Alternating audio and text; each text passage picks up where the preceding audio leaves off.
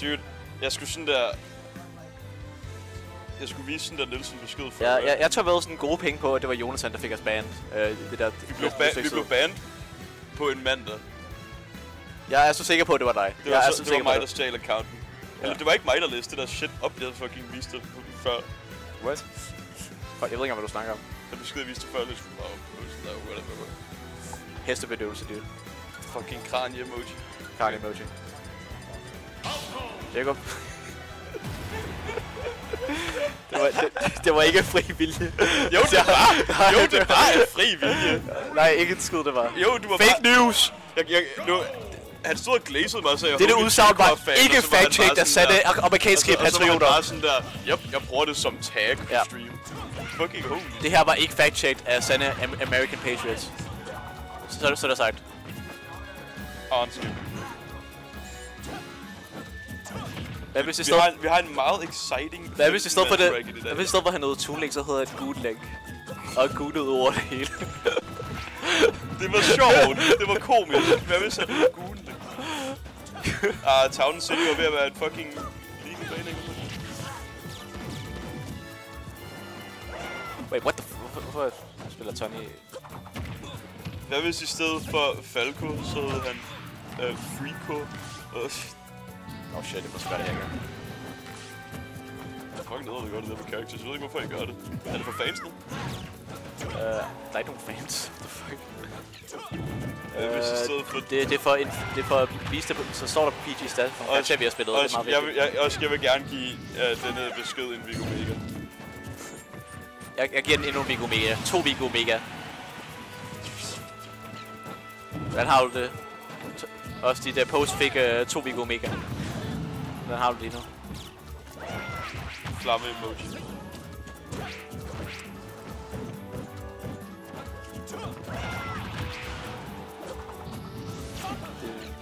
Det er The Psych, Goonlink-spilleren mod Dregoon. Sande Gooners lige her. Okay, nok har det her matchup, så jeg kalder lort ud for Falco. What the fuck? Den fucking er ikke Falco kom ind mod Tool-Link. Falco er sådan virkelig shit til at approache. Han har meget problemer med at komme ind mod karakterer med sådan god defense og sådan gode turtling abilities. Og Tool-Link har meget god defense og turtling abilities. Ja, det er altså svært ud.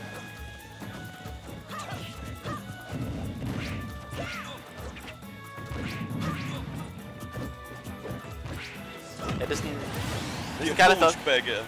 Er det sådan kan der falde problem, like, hvis man ikke får sådan en kæmpe up-tilt eller sådan backer på de rigtige procenter, så er han ikke særlig god til at dræbe.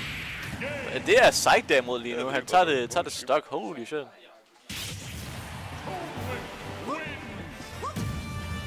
Jeg havde ikke set det alligevel. Jeg hører over for spillerne, at Tito skifter op til Pit.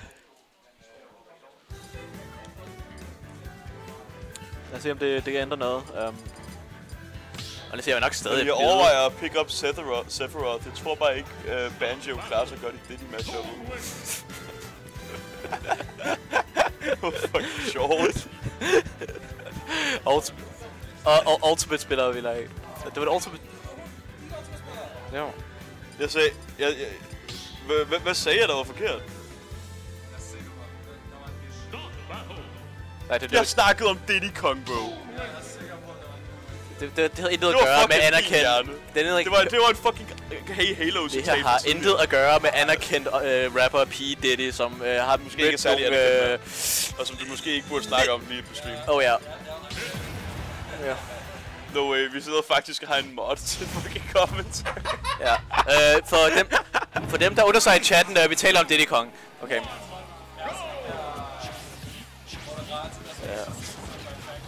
Ja. P. Diddy er hvad vi kalder Petty, fordi han hedder Petty, og han spiller Diddy. The rules were you weren't going to fact check. Forresten, Pettys tag plejede faktisk bare at være P.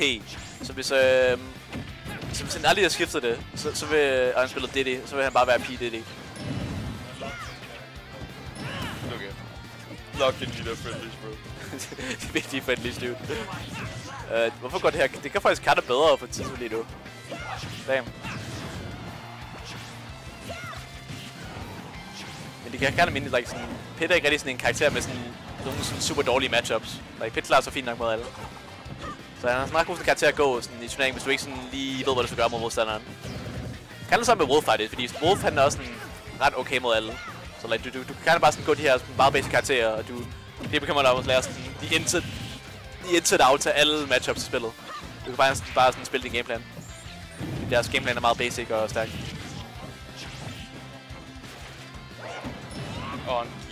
Ja, og Zuko kinda bonkers med den her pit her. Hold on a minute. Og det sådan viser, der er ikke noget spike på det her procent. Det er meget svagt spike. En af de svageste i spillet. Det kommer ikke til at spike på banen på det her procent. Tidligere en friendly, jeg lavede den ære til fucking down og spike. Vitterligt hvem sport. Det var så sejt. Vitterligt hvem sport. Det var så sejt. Altså, nævn en person, der sport. J-Core-fan, det var noget J-Core gjorde. Ja. Rigtigt. Du var meningen, du skulle... Fuck, jeg er J-Core. Fuck, jeg er J-Core-fan. Jeg ved ikke, fuck det. Altså... Fuck laver jeg, mand. Jo, også hold din kæft. Det er sjovt. Det var bare grin. Det er sjovt. Det var ikke sjovt. Det var fucking sjovt. Det var ligesom okay. Hog-Tour. Jeg kan godt tale om Hog-Tour og gooning og edge-maxing, men... jeg tager dig fandme stregen, når vi kalder pit for armpit, okay? Og hvad hvis vi holdt hånd i Ohio? Jeg giver dig mit hjerte i Ohio. For jeg har aldrig edget til en stor gjert som dig. Jeg rammer Fortnite dropper W's. Min viewing streak den er op på 28. Et eller andet rammer til The Towers nu. Og så sagde Kai snart, what the goof. Timer op i Tilted Towers. Det var noget, du sagde, vi rammer til. Et eller andet. Oh my god, bro. Det er ikke ægte. Okay, det er kinda close nu. Det her starter bare som sådan en all-3-gun, men det ellers jeg er så glad for, at Adran Hey Halo Risleberg lige kom over og kiggede over skulderen på os, og så smuttede igen. Det er okay, sikkert. Kun Adran Hey Halo Risleberg. Så skulle bare have ham offstage, du. What the fuck, man?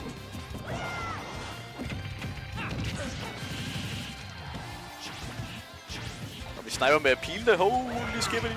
Og vi godt high recovery af Psych, faktisk. Jeg ville sige, hvis det ikke var punishable on hit. What the fuck?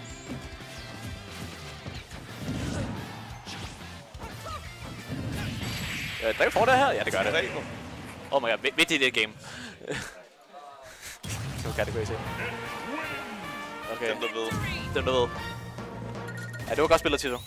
Det virker som det her pit counterpick faktisk virker. Dem der ved, bro. Dem der ved.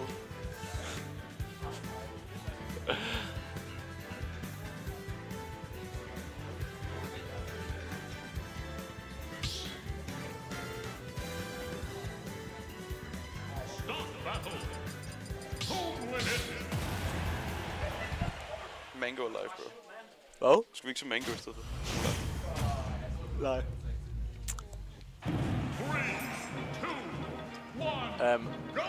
Også, du er meget heldig, at man ikke kan sende billeder ind i Twitch-chat, eller også ved at sende det der billede fra den første Joker-film, hvor han er til en stand-up comedy show. Og også vil jeg sende det seneste billede, jeg har downloadet på min telefon. Så vi er nu nysgerrige. Hvad er det? Det var vi virkelig ikke. Der var ingen, der spurgte i chatten. Det er det, jeg vil sende på. Jeg siger, at jeg er nysgerrig. Jeg er ikke downloadet.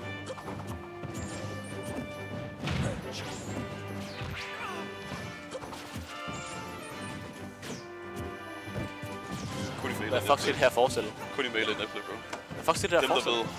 Jeg ved det ikke, og jeg er glad for at ikke at vide det. Jeg har aldrig lyst til at vide det.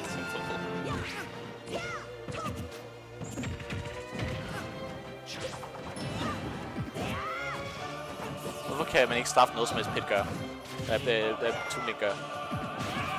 Oh my god, det ræber. Holy shit.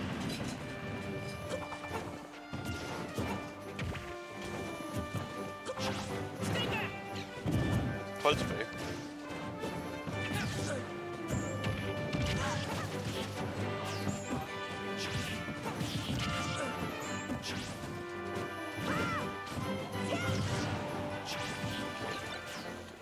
Den her pit kan crooker på tidspunkt lige nu. What the fuck, man?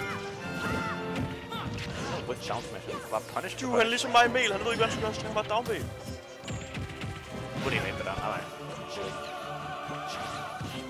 De her sådan piler har virkelig været et problem for sådan Psyche at komme rundt om. De fleste offstage situationer er sådan, han trækker bare en bombe hver gang, og Tiso er altid klar til at snipe med en arrow, og sådan straffe for det.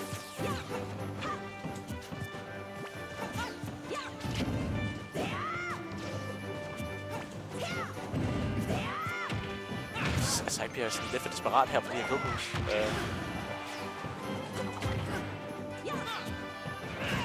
Det kunne være mange af det, ja.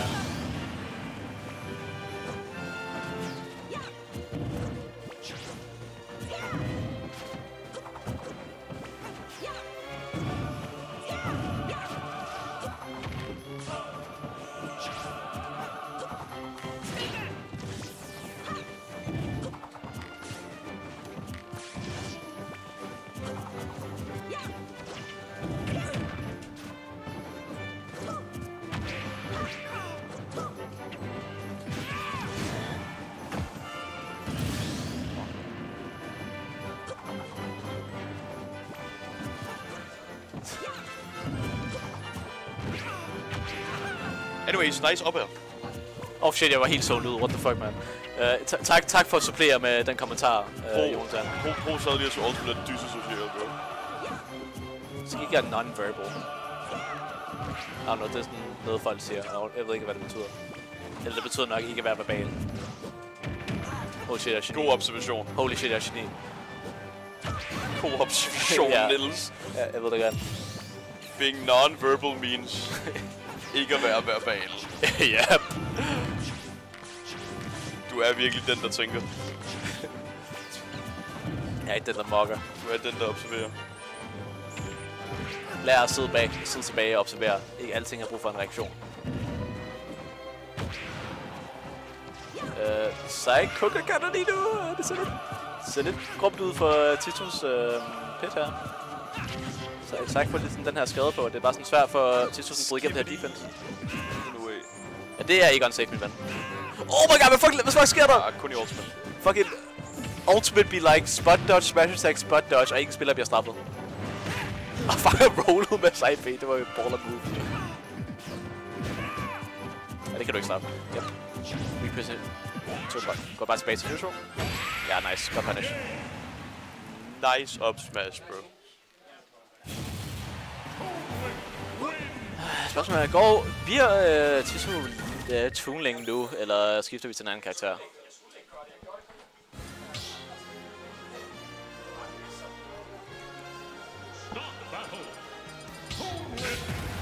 Bro bliver pit. Bro sagde hul. Bro forbliver hul. Det er så ikke sjovt. Jeg er så god. Det er fucking crazy, så bare ikke. Chat Bagers yndlingsfred. Der er ikke nogen i chat. Du spørger vildt kun mig. Vi har haft det her samtale op ad 30 gange nu. Det kommer altid til at være smeltet fred. Det kommer aldrig ikke til at ikke være smeltet fred. Smeltet fred flamme emoji. Du kender jo godt mit svar. Altså, du spørger jo folk i chatten, og de er tydeligvis ikke interesserede. Chat til lige spurgt, hvis du ikke er interesseret i at vide, hvad din yndlingsfred er. Spurgt, Niels. Ja, godt. Se, Jonathan forstår det. Og mens vi havde den diskussion, så har Titus havde endnu et stok med hul.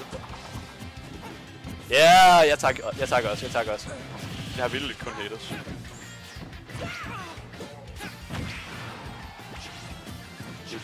Psych bruger force smash mere end nogen anden Toonling-spiller, jeg har set, og det kan da virke for ham. Damn. Er der nogen Dragooners in chat?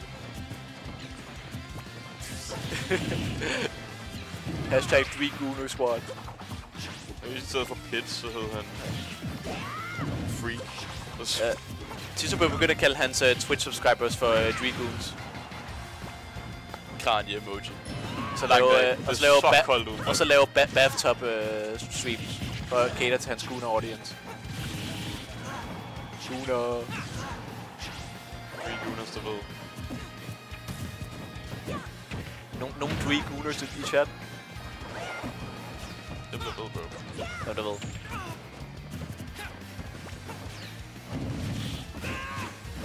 Det er ikke strafbart. Du skal stoppe med at prøve at straffe pit downsmash på den måde.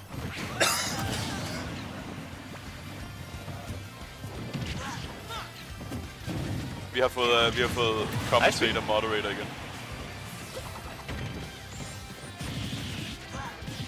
Får vi recap her? Var Edo der? Hvor backer? De sagde, der er plus på shield. Har du nogensinde set nogen straffe pit downsmash på shield? Ja, præcis. Tænker nok. Endnu en liberal tintetgjort af fakta og logik. Har du nogensinde set Duck Hunt punish pits down smash på shield med side B? Tænker jeg nok. Yep.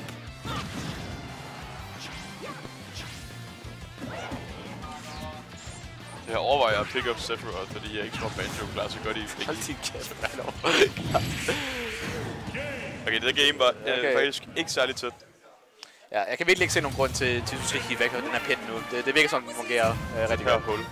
Ja, hul. Vi har et tæt Game 5 chat. Hvem kommer til at tage det sidste og afgørende spil? Det er det spændende sæt. Og få lov til at sidde stille bagefter. Alright. Ligegyldigt hvad der sker, så er jeg tvangsindlagt til i det mindste et mere commentate med dig. Det kan han fucked up.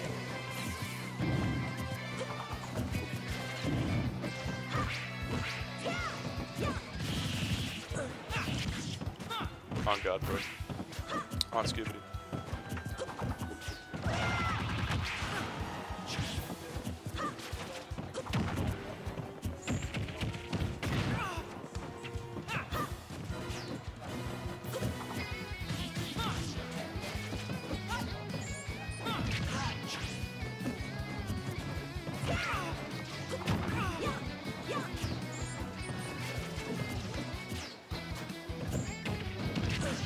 Jeg var bare lige i Lidl. Mødte du Honkybox? Hvor den her Honkybox? Hvor den her copypasta på vej hen? Hvad fuck er Lidl at gøre med, der er en pit, bro? Lidt Honkybox nede i Lidl. Oh shit, nice force match. Okay. Jeg får stresset der. Oh my god. Så please lige... Ligner en, der er så stresset. Yeah, right? Jeg prøver helt op at køre, bro. Jeg prøver at spille lidt investeret i spillet. Noget, du ikke vil kende til, fordi du er en fact-hating liberal. Det er komisk, det her, bro. Sådan en fact-hating liberal, det er helt sindssygt. Så er jeg ikke det chat. Okay, jeg straffer det faktisk denne gang. Holy shit. Han er den, der straffer.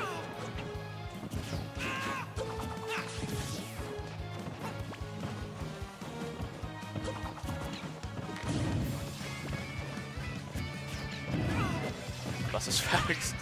Når Tuli bare begynder at zone den her, det er virkelig svært at komme ind mod. Okay, vi får et forfå. Vi har en edgeguard position her. Men lige noget sweet spot på back er, så vi trækker liv lidt endnu.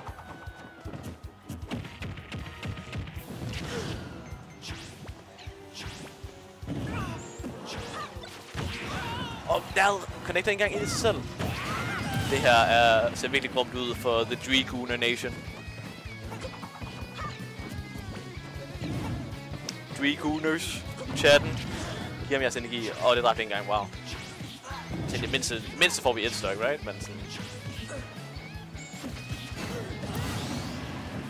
Jeg kommer aldrig til at sidde en vældig beskyttet messenger igen.